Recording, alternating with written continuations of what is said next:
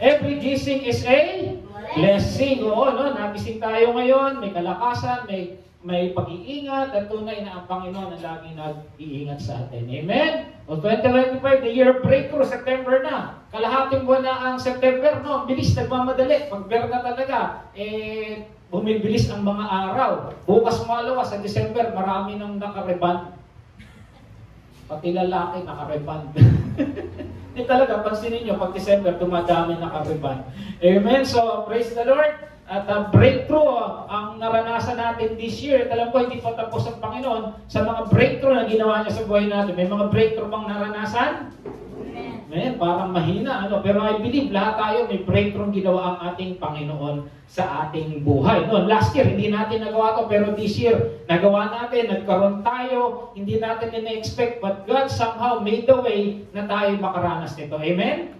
Talagang breakthrough yun. Okay, so, dahil yan sa kanyang kapangyarihan na nasa atin. Amen? Okay, so, tanungan mo na, kung ang taong kumakain ng fresh vegetable ay vegetarian, ano naman ang taong kumakain ng karne ng kapwa niya? A, carnivorous, B, carnivorous, o C, cannibal? Ano da? Carnivorous? Okay, ang sagot dyan? Cannibal. Amen, kasi kumakain ng kapwa niya. So, pag tao ka, kinakain mo yung kapwa mo tao, cannibal ka. Parang ano lang yan eh, no? Okay, ito. Medyo tricky talaga ito. Anong tawag mo sa una ng sakyan? Carrera o bumper? Pastor, ang gulo ng tanong mo. Amen. Tama, ano? Pwedeng unahan, pwedeng karera, pwedeng bumper. O, ito pa. Anong English ng baka?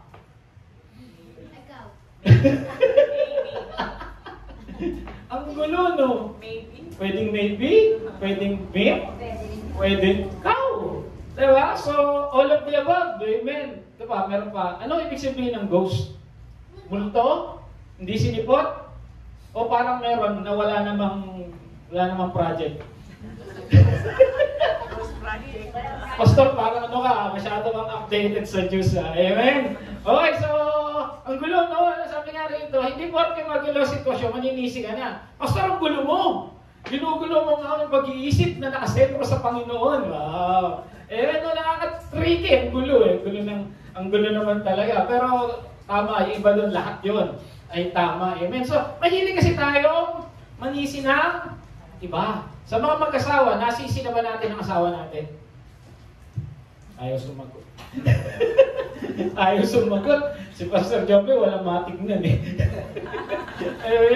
Ay, hindi ko tayo manisi. Siguro lahat tayo dito sa tanang buhay natin, nanisi na tayo. That's the reality of life. Sabi dito, ito tayo pag-aaralan natin. Blame. Parang rain, go away lang yan eh. No? Para tayo mga Kristiyano, hindi na raw manisi. Genesis 9:20-27. Okay, pero ang English daw, ang ibig sabihin daw ng blame is to find fault with judgment. Pag sinisi mo yung isang tao na meron ka pang huhusga, ikaw nakabasag ng pinggan, di ba? You judge the person. You don't know kung siya nga talaga or to hold responsible for something. Ganun din. Ikaw ang dahilan kaya hindi ako nakapag-aral. Ikaw ang dahilan kaya nagkahirap-hirap tayo. O to place responsibility for. Ikaw dapat na nagpapaaral sa mga kapatid mo. Ikaw dapat na dahil panganay ka. So that's blaming. Amen? Meron na ba tayong narinig na gano'n sa buhay natin? O nagawa na ba natin ito sa buhay natin? Okay, Genesis 9:20-27. Sabi dito, ito yung story ni Noah. So, ito, sa Genesis, you can find a lot of things na simula pala. So, makikita natin dito, ito yung, sa Genesis, nandun na yung mga unang naninisi. So, tignan natin, si Hosea isang magsasaka, ang siyang kauna-unahang nagbukid ng ubasan. Amen? So, si Noah daw yung unang nag-ubasan. Tama naman, di ba? Siya yung una dahil pagkababa niya sa ark, ito naisip nyo na, no? Kasi doon sa Bible study namin sa office, bumalik kami sa Genesis. Meron ba silang, nung pinalabas niya yung ibon, yung kalapate, tama? Ano yung dala-dala ng kalapate? Dahon. Sino nagtanim? Naisip niyo yun? Sino nagtanim? Tapos ito, nagtanim siya ng ubasan. Asang kinuhing binhi? Ano dinala niya sa ark? Mga hayop. Wala naman sinabi rin magdala kami ng iba't ibang ano eh. Nagdala siguro sila ng pagkain, pero typically, walang ubas or binhi, but we don't know. Okay, so nagtanim siya. Pagkababa niya ng ark, ibang-iba yung mundo. Dati, nandiyan yung mga best friend niya, nandiyan yung kakilala niya, nandiyan yung bahay niya, nandiyan yung malaking puno. Pagbaba niya ng Ararat, ibang-iba na. Tama? Imagine natin, let's put ourselves sa buhay ni Noah. Bumaba ka ng Titanic, galing ka ng Samar. Pagbaba mo, teka, hindi na ito yung Visayas, bakit ganito na? Parang maraming gustong manloko sa akin. Ganon siya. Ibang-iba na kasi walang puno, walang bahay. Na-imagine ninyo? Nang wala. Kasi bakit? Ginunaw ng Diyos ang mundo sa pamamagitan ng baha. Amen? So, minsan, uminom siya ng alak at nalasing. Basically, syempre, yung alak nun kasi galing sa ubas talaga, wala pang San Miguel doon, tsaka soju, di ba? Yung soju ba yun sa Koreano? Amen? Minsan, uminom siya ng alak at nalasing. Nakatulog siya ng hubad na, hubad. Doon yung si hubad na hubad dito, hubot, hubad. So, wala tayong mali siya rito. Sa loob ng kanyang tolda. So, bahay nila noon ay tolda. Napansin ninyo, mahirap maglasing o mahirap malasing. Tayo ba dito, no? Huwag na naman sagutin, nalasing na ba tayo? May mga nalasing na ba dito? Siyempre, di sumasagot eh. Maaaring oo, maaaring hindi. Pero the spirit of wine or alak or beer makes us something that we are not. Let's say, siguro kung tahimik ka nung nakainom ka ng alak, naging madaldal ka. O kaya kung dati maingay ka, nung nakainom ka ng alak, tulog ka lang. So, di ba, nag-iiba yung natin? At sa mga bahay, no, minsan yung tatay, nalalasing, kinakabahan yung mga anak at yung asawa. Bakit? After niyan malasing, susuka yan. O kaya, magsisipa ng mga kung ano yan, galit. O kaya ito mas mahirap.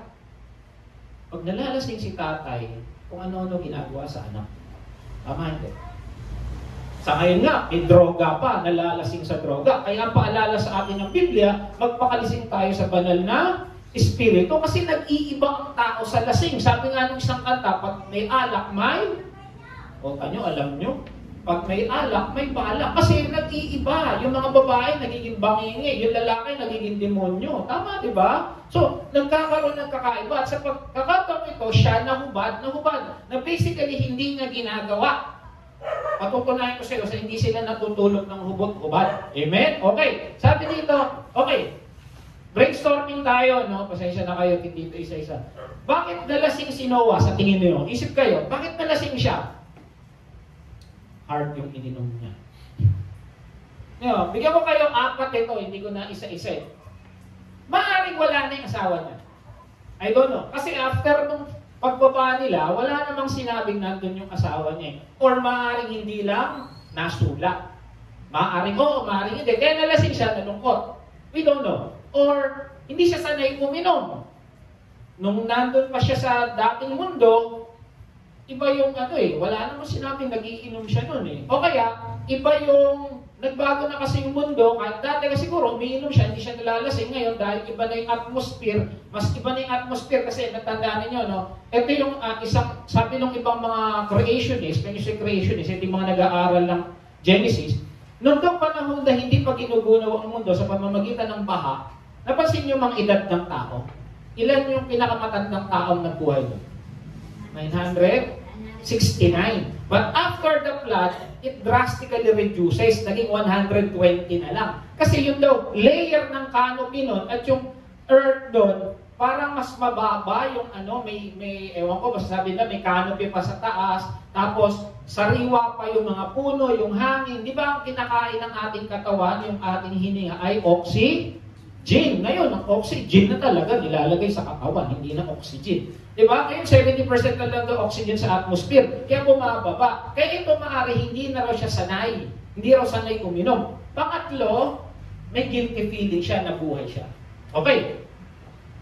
Nung sumakay siya ng barko, buhay ang kanyang pamilya. Right? Kaibigan, kakilala, aso, pusa. Tapos sumakay ka, nakita mo, nagkakakala, ay nawa, pasakin mo kami. Tapos hindi naman niya mabuksan yung barko dahil hindi naman sinabi ng Lord na buksan mo. Diba? Kaya pagbaba ginawa niya, sila lang yung nabuhay. Alam niyo yung mga sundalo, may tinatawag ng survivor's guilt. O yung, napansin niyo may mga pelikula na yung isang sundalo, lasing ng lasing, pag tinanong mo bakit, kasi bakit ako lang ang nabuhay, yung mga kasamahan ko patay. Yung mga ganun, mga galing Vietnam, o kaya mga nagpunta ng Iraq, ang lungkot-lungkot nila, dapat siyang masaya, pero hindi siya masaya kasi lahat ng kasama niya, patay, siya lang ang nabuhay. At maaaring daw ito yung nasa case ni Noah, kaya siya ay malungkot. Let's extend your imagination. At ito ang pang-apat. May guilty feeling siya kasi wala siyang ginawa. Ano ibig sabihin walang ginawa? Nakipagtawaran ba siya kay God? Nakagaya ng ginawa ni Abraham. Tingnan natin si Abraham, ano ginawa? Sinabi pa ni Lord sa kanya, gumawa ka ng barko, tapos lilipulin ko ang tao. May sinabi siyang, wow, yung nanay ko, yung tatay ko, sama natin, di ba? Anong ginawa ni Abraham? Tingnan natin si Abraham sa Genesis 18. Sabi nito, gugunawin ng Sodom at Gomorrah. Ano sabi ni Abraham? Sabi dito, sabi niya, tama ba na patay natin yung mga tao? Lord, pwede ba kung meron 50 tao, huwag mong gunawin? Ang sabi ni Lord, sige, pag may 50 tao, hindi ko gugunawin. Tapos umulit pa to si Abraham. Sabi niya, sabi dito, now that I have been bold to speak, sabi niya, hindi na ako, Lord, nahiya sa'yo. Pwede ba na sabi niya, kahit galing ako sa alamok, sabi niya, pwede ba na kung merong 45, huwag mo nang gunawin? Sabi naman ni Lord, sige, pag may 45, hindi ko gagunawin dahil doon sa mga 45 na yon. Sabi niya, once again, he spoke to him, what if only 40 are found? So 50, 45, 40. Sabi niya naman ni Lord, sige, para sa 40, hindi ko na gugunawin. Tapos, salita na naman siya, Lord, may the Lord not be angry, but let me speak. But kung 30 na lang, Lord, pwede ba pag may 30, huwag mo nang gunawin? Ang sabi na naman, Lord, sige, pag may 30, hindi ko na gugunawin. Sabi na naman ng sabi ni Abraham, now that I have been bold as to speak the Lord, paano kung 20 na lang? Nagsimula siya sa ilan? 50. Ngayon, 20. Sabi na naman, alam niyo yung bait ni Lord? Dito ko na binabasa ko ito. Ang bait ng Lord. Pag talaga may hinihingi ka, binibigay. Pag galing talaga sa puso. Pansin niyo? Kasi ito, nakikipagtawaran eh. Kasi ang gusto niya, maligtas. Kaya talagang tama na ang pag pinagpe-pray mo para sa gawain, para sa kaligtasan, mapagkaloob ng Lord sa'yo. Yung walang halong yapang, yung walang halong dahil sumikat ka, pero pag talagang kaligtasan ng ibang tao gusto mo, pumapayag ng Lord. Diba? Sabi niya rito, sabi niya, sige, 20. Tapos sabi niya, sige Lord, kung may 10 na lang, pwede mo, please. Sige, sabi na naman ni Lord, I will not destroy for the sake of them. Ginawa ba yan ni Noah? Maaaring yan ang kanyang dinadala. Siguro pag ni nanay ko, siguro naintindihan lang yung bigat ng nangyari. Nung nandun na sila sa barko, nagsisigawan, nag-iiyakan yung mga tao, kumakat, Noah! Sakay mo kami, Noah! Yung mga kaibigan, kakilala niya na dati pinagtatawanan siya, yung nanay, tatay niya, tsuhin-tsahin na, Noah, sakay mo kami! Hindi niya magawa. Dahil wala siyang ginawa. Hindi niya sinabi, Lord, pwede ba yung pamilya ko maligtas din? No, wala siyang gawa. Kaya maaari siya mayroong guilty feeling. Again, hindi ito nakasulat, pero maaari. Amen? Kaya siya ay naglasing. We don't know. I don't know. Pero maaaring nandun yung bigat. Kasi kahit ikaw naman, sasabihin ngayon sa'yo, o halimbawa lang, sabihin sa'yo ni Lord, gugunawin ko na ang Santa Maria na lang. I'm sure. Lord, please. Sabi ko, kayong mga Kristyano, ligtas kayo. May kilala ka pang hindi ligtas. I'm sure, sabi mo, Lord, huwag muna. Sisiran ko lang yun. Di ba nalala niyo yung rich man and Lazarus? Nasa Abraham's bosom na siya eh. Sabi niya, pwede ba pababain mo yung sino may babae? Si Lazaro? Masyaran lang yung aking kapatid. Ang tao, marunong magmahal. Amen? Napansin ninyo, all they want is their family to be saved. Kaya lang si Noah, hindi ko pinapako si Noah dito, walang ganon. Pinag-aaralan lang natin yung kwento. Kasi bakit siya naglasing? Hindi natin alam kung baka nalasing lang. Okay, Walang pakiusap na nasulat eh. Pag meron, mali ako. Hindi. Pero meron pa rin siya ang survivor's guilt na talagang nalungkot siya dahil siya ang naligtas. Amen? Ito na. So, nakahubog-hubad. Imagine, nasa tolda. Kasi ang mga tolda naman, wait, wala naman lock yan na katulad ng pinto. Tsaka, pagka mag-anak o anak, pumapasok talaga sa kwarto. Tama, hindi. Di ba? Yung anak namin, bigla lang sumusugod sa amin. Kasi anak mo eh. Ito naman, sa gayong ayos, nakahubog-hubad siya. Imagine the position na natutulog. Nakita siya ni Ham, ang ama ni Canaan. Dito napansin ko, nung pagbaba sa earlier chapter, sa taas, sa Genesis, Genesis ano ba tayo? Genesis 9, okay. Sa may bandang itaas niya, nung bumaba daw, kasama na si Canaan, si Ham, anak na si Canaan. So, ganun. Nagkaroon ng Canaan, samantalang nung pag-umakyat nila, yung 8 lang. Pansinin nyo rin, basahin nyo, maaaring nagkakamali rin ako. Itong si Ham, may anak na, ang pangalan niya si Canaan. So, yun. Sa gayong ayos, nakita siya ni Ham, ang ama ni Canaan. Ini-specify ng nagsulat na si Moses na may anak na itong si Ham. No? Ham, ama ni Canaan. Parang si, halimbawa dito, si Emmanuel na anak tatay ni Din, parang gano'n. So, in-specify. O yan, nakita siya ni Ham, ama ni Canaan, ipinalita tayo sa kanyang mga kapatid. Okay, mamaya ko napapakita yung in-highlight. So, sinabi niya, sabi niya si tatay, gano'n. Hubot-hubad sa tolda. Kaya kumuha si Shem at Japet ng balabal at iniladlad sa likuran, ilagay sa likuran, at magkatuwang na lumakad ng patalikod. Na-imagine niyo yung kwento? Yung tatay nakahubad. Yung dalawa, kumuha ng tapos dahan-dahan siguro, tapos ginanon nila. Why? Tinakpan nila ang katawan ng kanilang ama. Ayaw nila makita ang kahubaran ng kanilang ama. Basically, hindi sila sanay na ng mga taong nakakakita ng hubad. Kahit siguro tayo. No? Bakit? Saan na naman nagsimula yan? Sabi ko sa inyo sa Genesis talagang maganda. May mali siya. Dinala sin, both malice to the world. Nagkaroon ng mali siya ang tao dahil sa kasalanan. O, tingnan natin hindi sila sanay na nakakita ng kahubadan. Okay. Kailan nagsimula yan? Ayan na naman. Nang damit hapon, narinig lang na naglalakad sa halaman ng Panginoong Yahweh. Sino yung nakarinig? Si Eva? Adan. Kaya't nagtago sila sa puno. Ngunit tinawag niya ang lalaki na nanong, saan ka naroroon? Natakot po ako na marinig kong kayo'y nasa halamanan. Nagtago po sapagkat ako'y hubad. Nung nauna yan, hindi sila takot makipag-usap ng hubad. Nung hindi pa sila nagkakasala. So, nung pagkain nila ng apple, nagkaroon sila ng manisya. Napansin niyo? At basically, nadala yan hanggang doon kina Ham, Shem at Japet sa pamilya ni Noah. Hindi rin sila sanay. Nandun yung mali siya. So nakita ninyo, lahat pinagpugatan Genesis. At ewan ko, nailala niyo, naituro ko sa inyo bakit nag-aaway ang mag-asawa. Dahil din yan, nasa Genesis din yan. Amen? Okay. Nang mawala ng kalasingan ni Noah. Pero bago yan, balikan ko muna to. Sabi nila, sa gayong ayos nakita, bigyan ko na rin kayo, in fairness to Noah.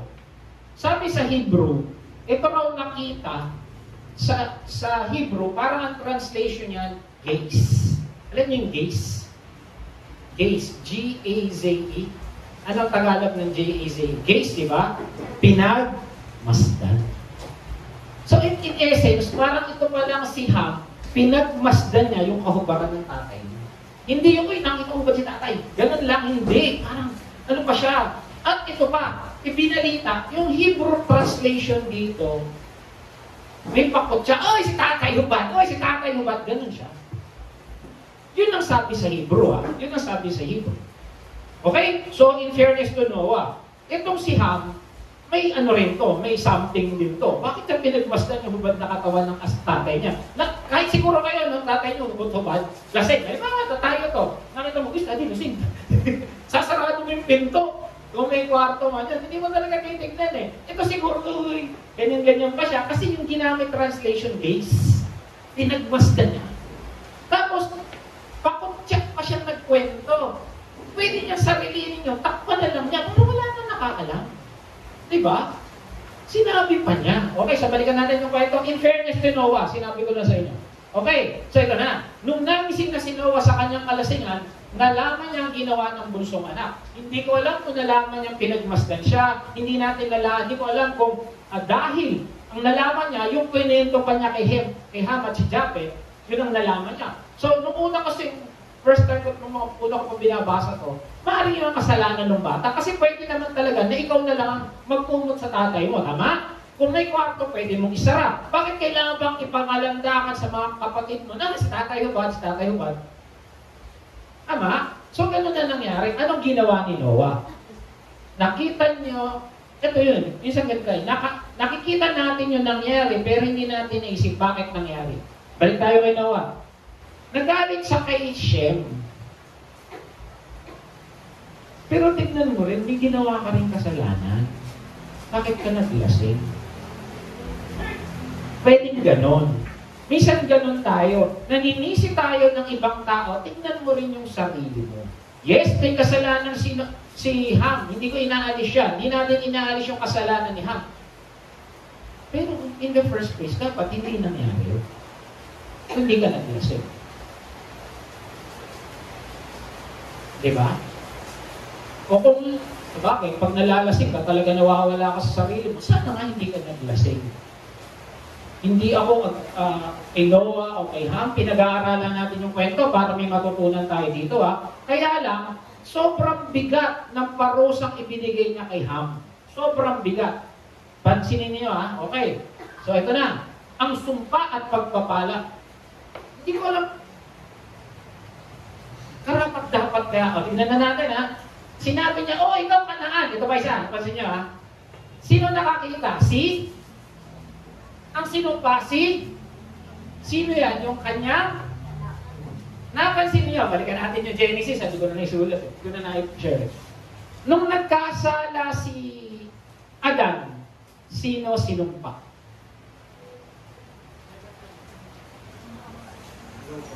Yung lupa.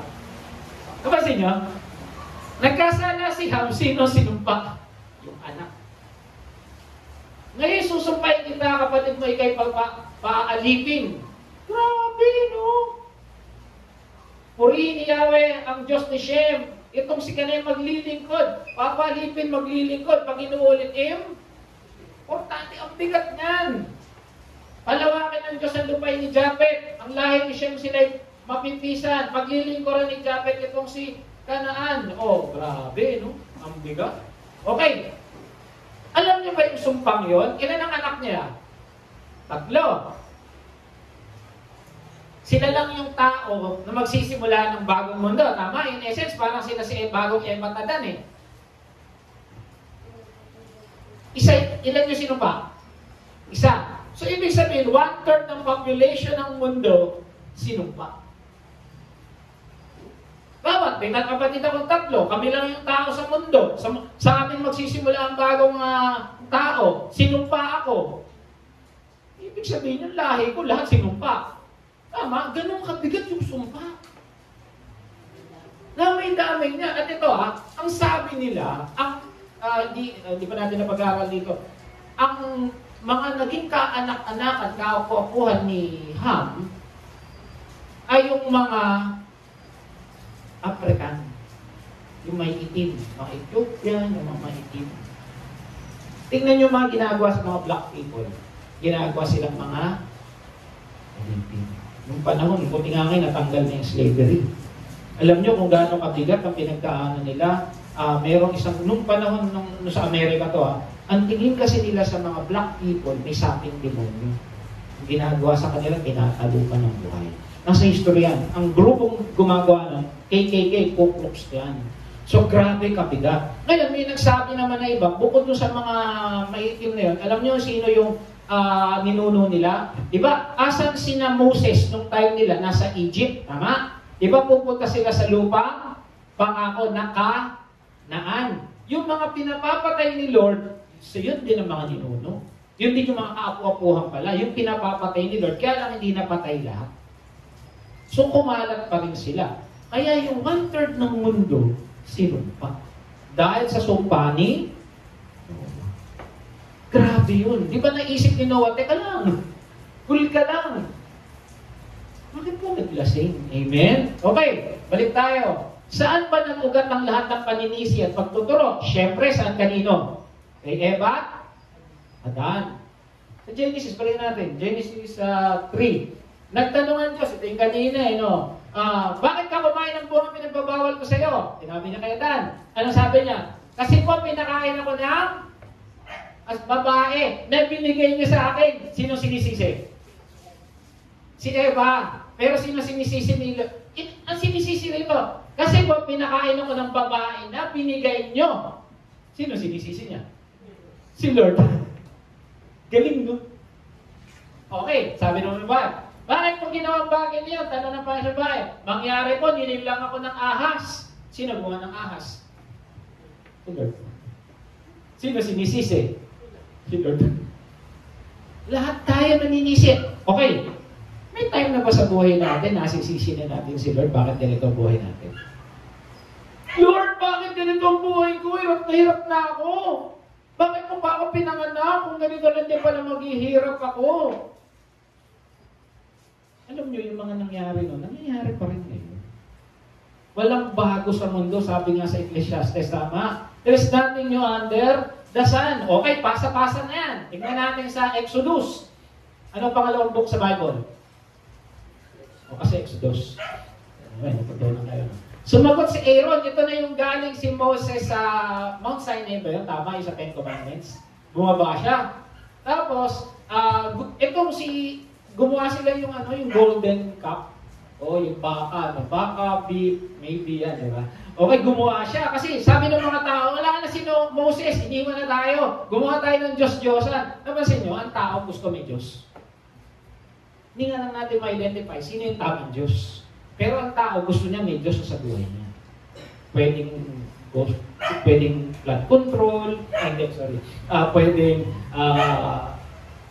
Diyos talaga si Lord, pwedeng ang Diyos nila kayamanan, pwedeng ang Diyos nila kapangyarihan, pwedeng ang Diyos nila pamilya nila, pwedeng ang Diyos nila trabaho nila.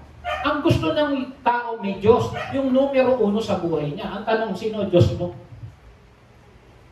Buti na lang tayo si Lord. Amen? O ayan, pinanong. Sabi niya, sumagot si Aaron, huwag kang magalit sa akin kapatid ko. Alam mo kung gaano katigas ang kanilang ulo. Sino sinisisi? Yung mga tao. Ayaw nilang pahawat sa paggawa ng kasamaan ito. Sinabi na sa akin, igawa ko sila ng Diyos. Nangyayari ba ngayon yan? Gumagawa ba tayo ng Diyos? Gumagawa tayo sa Diyos. Yun nga, tama, pera. Ang problema lang, hindi natin alam yung tamang Diyos kasi naliling lang tayo ng mundo. Minsan hindi natin alam, pamilya nagiging Diyos natin, minsan nagiging trabaho nagiging Diyos, minsan pera nagiging Diyos natin. Ayan, ayan.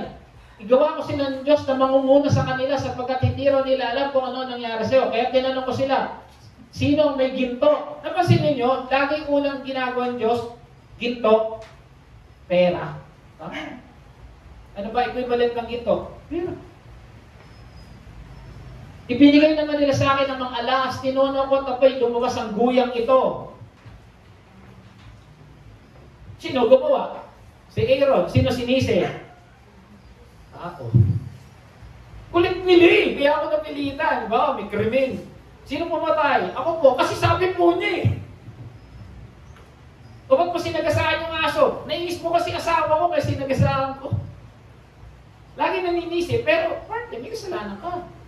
First Samuel, ito pa, nagpasa-pasa na. Sumagot si Saul. Ito yung pinapalipot. Tama, pinipalipot. Pinapalipot sa kanya ni Lord. Yung ano tawag dito? Amalekites. Ngayon, hindi niya pinatay yung hari kasi ginawa niyang trophy. Di ba? Ayan. Binihan ko si Agag na hari ng Amalek. Nanilipo ng mga Amalekita. Ngunit pinili ng tao pinakamain na turbat baka. Ito na naman yung maybe. Ano? At pinatay kasama na iba. Sa halip, inuwi namin sa Gilgal upang ihandog kay Yahweh. Hindi nila pinatay si hari Agag. Ginawa niyang trophy. Tsaka yung mga magagandang hayop, magagandang mga alahas. kayamanan. Nasabi ni Lord lahat, di ba? Nung tinanong siya, bakit? Kasi kukulit ng taon to eh. Napansin nyo, sisi na sisi sa iba. Tignan mo yung katabi mo, kung mahilig manisi yan. Magsalamin ka na lang. Tayo yun eh. Mahilig tayong manisi. Ba't hindi ka nakapasok sa trabaho? Ang gagaling kasi nila eh. Late naman siya dumating. O ba't na-promote mo yung kasama nung sip-sip siya? Hindi mo tinignan yung sarili mo kung nagtatrabaho ka ng maayos. Minsan we blame people on our own mistakes. Kaya ni Noah, ba't siya naglasing? Hindi ko inaano yung minamaliit yung pinagdadaanan niya. Pero in the first place, hindi natin alam eh. Sinisi tao, 1/3 of the population got cursed because of that one. Kasi 3 lang sila eh. So gagaling doon lahat yung sangkatauhan. Napansin ninyo? So ang bigat mong sumpa. And it continues to us. Tama ba? Ouch! Hindi katotohanan. Tumaan sa atin. Hindi. Nagpatuloy sa atin. Amen? Is blaming others a sin? O yan. Tanong. Kasalanan ba yung paninisi sa iba? At ako tinitignan nyo. Tingnan natin ha. Tingnan natin sa Bible. Exodus 20. Sabi ko sa'yo, pangalawang Bible. Exodus. Huwag kang saksi ng walang katotohanan labang sa inyong kapwa. Sabi dito sa lifebible.com, it may came to surprise to realize that wrongly blaming others breaks the 9th commandment. Ano ba yung 9th commandment? Alam niyo ba yung siyam na utos? Pag daw naninisi tayo sa ibang tao, hindi natin sinusunod yung ikasyam na utos ng Diyos, which forbids knowingly assigning guilt to a neighbor. This is a kind of lying. Kasi alam mo naman yung totoo, sinasabi mo siya. Sinong kumuha ng chocolate? Bata. Pero ikaw yung kumain. Yung mga bata. O ba't mo sinuntok? No, siya eh. And it is a sin. It violates the great commandment to love your neighbors. So kasalanan. Amen? Ano pa sabi niya? Sa Proverbs 28:13, ang nagkukumplin ng kanyang sala ay hindi napapabuti. Ngunit kahapagan ng Diyos ang nagbabalik loob at naninisi. A primary strategy in concealing our sin is to point it to someone else. Sinong pumatay? Siya po. Sinong bumangga? Siya po. Sinong nauna? Siya po. Kawawa naman siya po. Amen? In this case, blaming to someone simply adds another layer to our sin. We can be certain that God will not reward this behavior. O check ourselves. Tayo lang to kasama ko. Pag mayroon pang hindi na maganda sa buhay natin, naninisi ba tayo? O ba't ganito lang ang buhay natin ngayon? Kasi yung kuya ko, hindi ako pinag-aral. O ba't ganyan ka lang? Hindi ako napopromote kasi lahat na napapasukan ko, ang pangit ang sistema. We blame people. We blame people. Amen? Pero tignan, di ba pag nagturo, alam ka bata ka, pag nagturo kami, 3 nakaturo sa'yo. Nalala nyo ba yung bata? Turo ka, 3 nakaturo sa'yo eh. Napansin nyo, turo ka ng turo, sabi na, turo ka ng turo, baka, 4 ba? 4 pa pala, hindi itas. Amen? Ay, di tama. Turo yung isa kay Lord, 3 sa'yo. Oh, tinuturo rin sa Lord. Oh, di ba? Tinuturo na ako. Amen? So, mahirap kang nagtuturo. Sabi nga, baka manuno. Amen? Okay. Paano maiwasan? Mabilisan. Paano maiwasan? Guilty ba tayong lahat, mga kapatid? Ba't sa akin lang yung nakatingin? Ikaw eh, may nakabasag. Ikaw eh, ginulat mo ako. May nabasag, may nasira sa bahay. Nasira yung silya. Hindi mo kasi inayos yung paggawa mo. Hindi mo inayos yung pag-upo mo. O ba't nabasag yung pinggan? Ang init ng kanin, nabitawak yung plato. Diba? Lahat na lang may blame. Pero tayo yun. Amen? So, tandaan na lang natin ito. SSS yan. Pag tayo naninisi, SSS. Unang-una, seek God. Self-examination. This is very important. And then lastly, show forgiveness. Sino sa sarili mo? So, pag ikaw nararamdaman mong naninisi ka, hanapin mo na Diyos. Sabi dito, pag nararamdaman mo, nakita mo naninisi ka na, magsisi ka na at mag-pray. Okay, this has nothing to do with our salvation. Sabi ko, ulitin ko, wala itong kinalaman sa ating kaligtasan. Ligtas tayo. Okay. Ang ligtas ba hindi nagkakasala? Ang ligtas ba hindi naninisi? Sa atin to. Itas natin to with ourselves. Ligtas tayo, walang problema ron. Amen. Acts 3:9, kaya nga magsisi kayo magbalik lang sa Diyos upang matawaran yung kasalanan. Kasi sinasabi niyan, mag-repent ka, balikoran mo na yung isip mo. Romans 12 lang yan. Siyempre, ayaw ng Lord na yung anak niya, turo ng turo. Amen. O bakit nasira yung isa Kasi lakas ng ulan. Wala, merong mga dahon doon, di natin nalilinis. Kasi sa bahay namin, lagi kumahapaw yung alulog. Noon yun Tapos sinisisi namin yung gumagawa, yung pala, dahilan, hindi namin nalilinis yung alulog, ang daming dahon. So partly we are to blame, kasi hindi naman nililinis talaga yung bubong namin noon. Amen? Okay, ano pa? Ang nagkukumpli ng kanyang sala ay hindi napapabuti, ngunit kinahabagan ng Diyos na nagbabalik lobat nagsisisi. So, pag napapansin mo na lagi ka nang naninisi, sinisisi yung anak mo kasi lagi siyang wala sa honor, sisihin mo yung sarili mo, huwag mo isisi sa teacher. Kasi ikaw magkulang Di ba yung joke ko nga, bakit hindi ka na naman nakaano? Bakit yung kaibigan mo, rank 1, ikaw wala? Tayo naman, tali-talino ng tatay noon. Di ba? Pakabalikan ka. Amen? So, tingnan natin yung sitwasyon. Ito yung Romans 12:2. Do not conform to the pattern of this world, but be transformed by the renewing of your mind. Saan makita natin yung katotohanan ng buhay? Sabi nito, which is God's will, is good, pleasing, and perfect will. Amen? Baguhin natin yung isip natin. Pag nakikita na, baka naman nakikita mo na lalaki ng pagkao, nakakalimutan mo na ikaw mismo may problema ka din. 1 Corinthians, sa halip pagdating ng pagsubok, bibigyan niya tayo ng lakas upang makayanan ito. Pag naninisi ka na, bibigyan ka rin ng lakas ng Lord para huwag kang manisi. Para akinin mo na yung kasalanan na yun. Hindi, ako talaga may kasalanan ako dyan. Amen? Kasi ayaw ng Lord yun. Ayaw ng Lord na tayo ay naninisi. Pero siguro talaga may problema, meron talaga tayo na kailangan mong masisip to point something, pero siguraduhin mo lang na wala kang kasalanan doon. Amen? Kahit na tayo nasa biyaya, ang paninisay, kasalanan na dapat hihingin ng tawad at alikuran.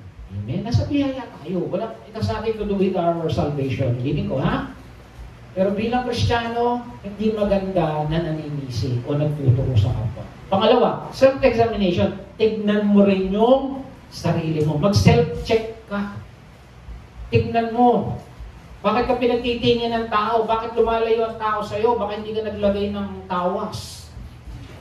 Bakit naglalayuan sila sa akin? Diba? Tignan mo rin. So mag-self-check ka. Ask yourself, why? Ako madalas pag may nangyaring hindi, yung isang gusto ko makatangian ng manager ko namin sa IT, pag may nami-meeting kami, lagi niyang bukang bibig, may problema. I-analyze natin. Kahit daw sa buhay, i-analyze mo ako, ina-analyze. Lagi, natutuwa ako sa kanya. Kasi siya mismo, he knows how to analyze situation. Ganun din tayo. Let's analyze our life.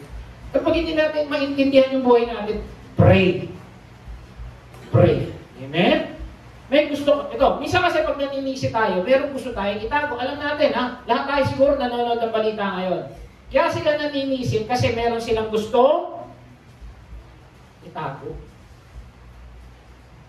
Hindi ko nasasabihin. Nasa live din ako. Baka ma-contempt ako. Diba? May gusto ka bang takasan? Kaya sinisisi mo sa ibang tao yung kasalanan mo, kaya hindi natuloy yan. Kasi dahil sa ibang tao, kitang-kita naman yung ebidensya. May nagawa ka bang mali?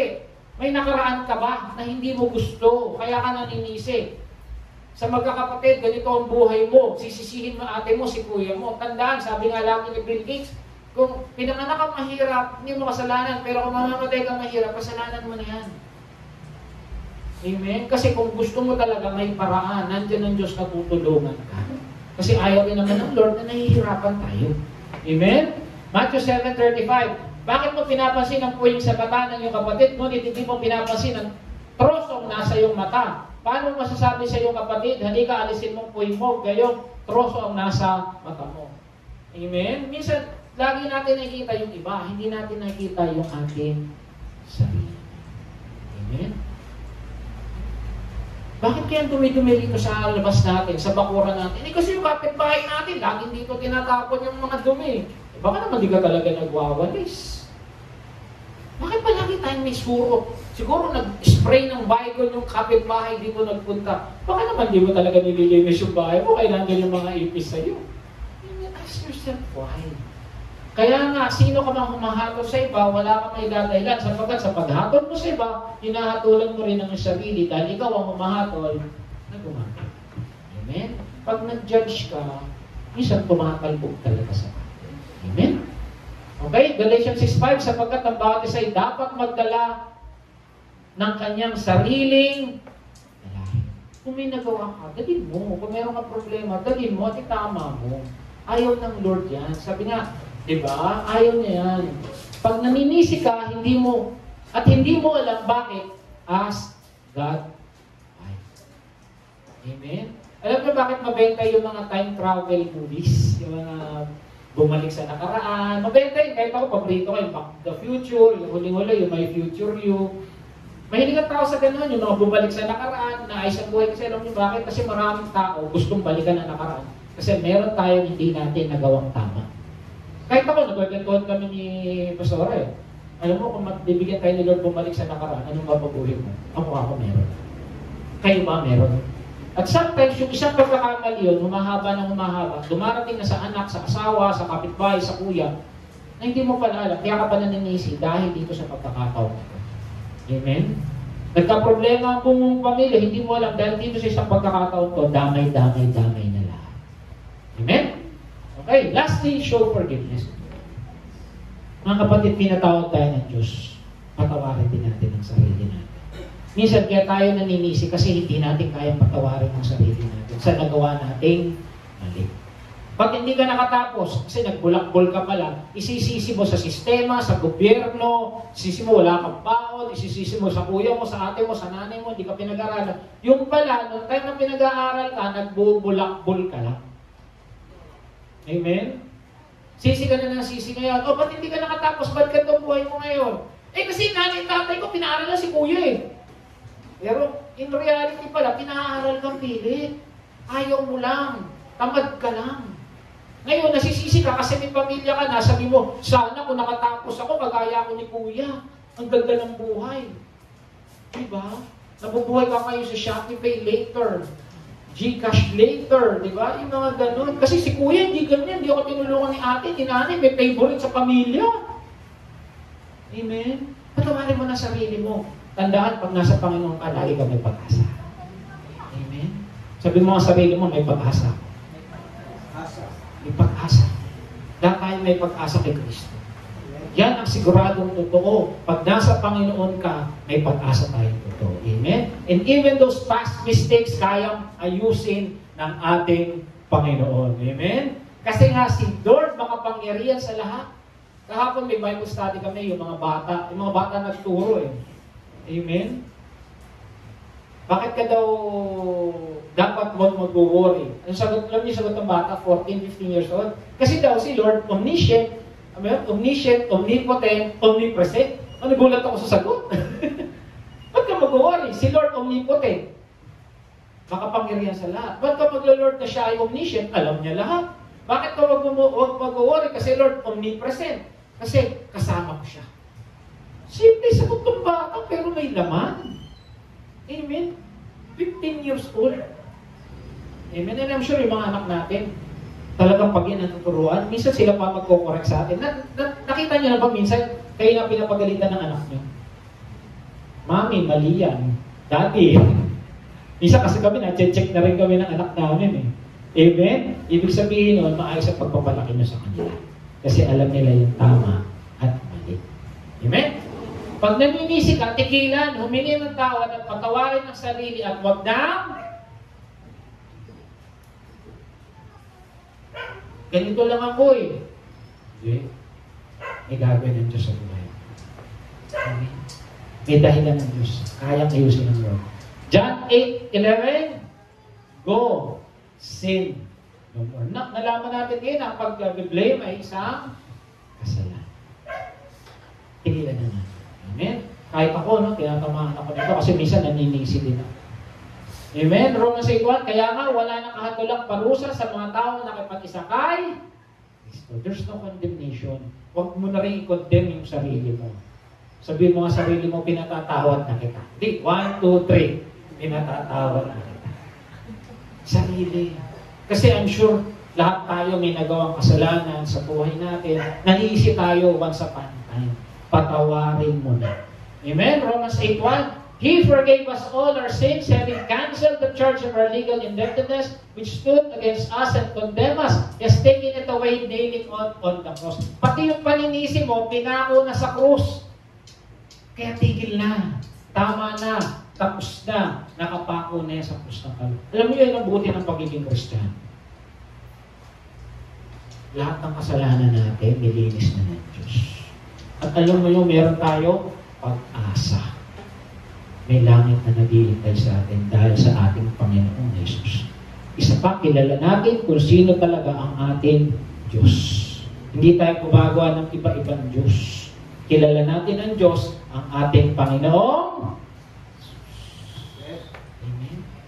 Doon sure tayo. Doon may kaligtasan tayo. Doon panalo tayo. Amen?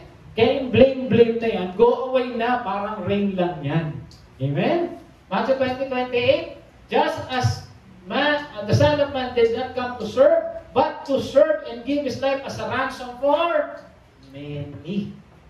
Niligtas ka na ni Kristo. Pati yung paninisi mo, tinanggal na ng Diyos yan. Amen? Patawarin ang sarili dahil if the Son sets you free, you will be free. Pati yung paninisi, tinanggal na yan. Amen? Pati yung pagtuturo sa iba, tinanggal na yan. Amen? Lagi na lang natin ituturo si Jesus kasi si Jesus lang ang bida at sentro ng buhay natin. Amen? Ikaw sino ang sentro ng buhay? Amen? Kaya patawarin ang sarili dahil pinatawad ka na ni Lord. Tignan mo yung katabi mo kung pinatawad ka ni Lord dyan. Amen? Praise the Lord. Summary. S. Ano mo mahirap gandaan dyan, ha? S na lang. Huwag na magbe-blame. S daw. Seek God, self-examination, show forgiveness. Hanapin ang Diyos, tingnan ang sarili, patawarin ang sarili. Amen? Proverbs 28:13, last verse, ang nagkukubli sa kanyang sala ay hindi mapapabuti, ngunit kahapagan ng Diyos ang nagbabalik loob at naninisi. Ang tanong, ikaw, mahilig ka bang manisi? Amen? Dali, tayo ito. Bakit natin ang ating Panginoon, tayo na lang. Dakilang Ama, salamat po.